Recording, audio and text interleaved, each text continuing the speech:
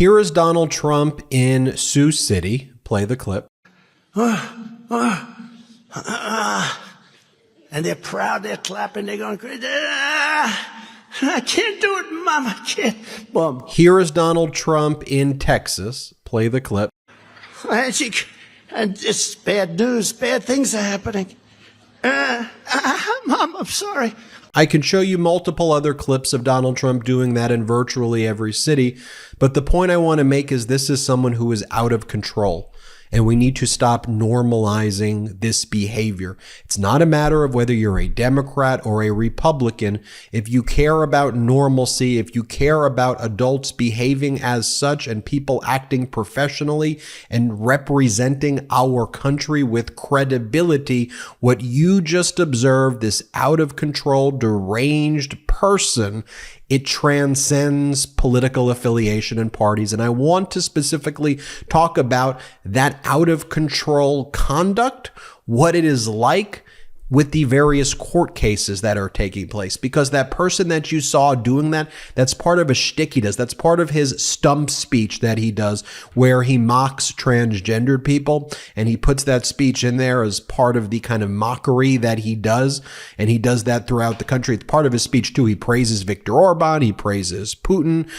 He threatens NATO. That's part of his stump speech. And then when he goes around courts, whether it's Washington, D.C., whether it is New York, everywhere other than with Judge Eileen Cannon, he behaves like an out-of-control maniac. I've come up with the term MAGA-splaining.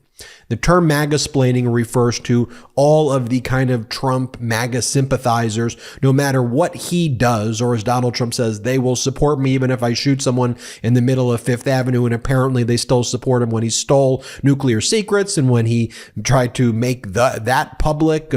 They still support him when he steals national defense information, leads a insurrection, sings songs with the insurrectionists. Oh, by the way, before I get into it, every one of these speeches now, he doesn't do the national anthem. He does the January 6th anthem, a song he made with January 6th insurrectionists. And he makes people put their hand on their heart, and they sing the January 6th insurrection song recorded with actual American terrorists. Think people tried to destroy our capital. That's what he plays. But I digress, because this out of control behavior manifested in the various courts is also, it's unprecedented. It's the behavior. Look, I've been a litigator for about 12 to 13 years. And when you go into courts, people conduct themselves professionally. And don't get me wrong, there are some not so great lawyers out there, but generally you go in, you go through the process. There are rules that you have to follow. You don't attack the judge's law clerk. You don't attack witnesses, because you get thrown in jail if you do that as a lawyer, as a litigant, as a criminal defendant, as a plaintiff, whatever your party is. But here's the thing, whether it is leading an insurrection on January 6th, whether it is threatening to abolish our Constitution, destroy the FBI, whether it's stealing our nuclear secrets, in all aspects, all he knows is the destruction of the systems that we have in place here in the United States that, trust me, are not perfect. They have their flaws, but it is the best out there, and it's something that the world looked to the United States for leadership for, as the United States democracy and its court system, right? One of the things that was always so amazing is when American law professors and American judges would travel abroad to talk about how our system works against all odds. But now, what Donald Trump's showing is that could be broken. And we see in the various cases, the same way you saw the Donald Trump at the beginning of the video and just making a mockery of our entire political body politic, that's what he acts like in these courts. And it's threatening, and he attacks the judges, and he attacks the witnesses, and he attacks the judge's staff and the family members, and then he gets his lawyers to get in on the action. And that's the thing, folks, in my view, Everybody is entitled under the Sixth Amendment and the constitutional protections and due process and everything else to have a lawyer. I don't fault people who are criminal defense lawyers. I actually think being a criminal defense lawyer, even if you represent bad people, is a profession that should be applauded. You need people who can protect the rights of all people, even when they're people who engage in some of the worst acts. But it's abiding by the Constitution, not ripping apart the Constitution. And as we've seen time and time again, Trump's lawyers, MAGA, make attorneys, get attorneys, they become Trump and they shred the Constitution. I mean, we've seen it overtly when it comes to somebody like a John Eastman, whose bar license will seemingly be revoked soon, who was found culpable of his conduct in connection with January 6th by the state bar. Whether it's Ken Chesborough, Jenna Ellis, Sidney Powell, Trump lawyers who have now pled guilty, whether it's Rudy Giuliani, and I can go on with the list of Trump lawyers. But the way the Trump lawyers behave and gaslight and make a mockery of our amazing Constitution, to me, that's where it's like, this ain't a Democrat thing or a Republican thing or an independent thing. This is an American thing. And as an American, I am outraged at this behavior. And so what we have going on in both, in all of the cases, but just think about the past 24 to 48 hours that I want to talk about right now, right? In the New York case, it's a civil case. It's a case about money. It's a case involving Donald Trump's fraud. Oh, and the Trump organization's fraud. And Eric and Don Jr., they took the stand. They were supposed to be some of the leaders of the Trump organization. So they're presented with the statement of financial conditions that they're supposed to be the top supervisors, the fiduciaries. That's what they're supposed to be.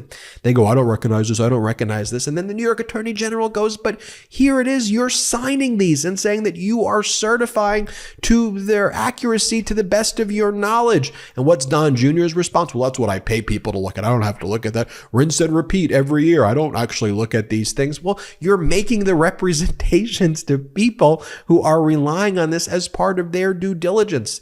And as I've came up with the phrase, the MAGA-splaining, stop MAGA-splaining to me that that's normal. Stop MAGA-splaining to me that, oh, of course everybody knows the fair market value of properties are supposed to be 5,000% more than what the property appraisals are by the Palm Beach County tax assessor when it comes to Mar-a-Lago. It's like, look, if you're following the testimony, the Trump organization's own former vice president said that the Trump organization set the valuation at $27 million because it was a commercial property based on a mid-1990s deed. It's not a residential property. If you want to have an honest conversation with me about this, then sure, if it was a residential property without encumbrances, could I see the property being 150, 200 million, maybe 250? Sure, maybe, not 1.5 billion. And it can't be that because it's a commercial property, not a residential property, because the Trump organization wanted to pay less property taxes and they did. And no MAGA-splainers, there's no such thing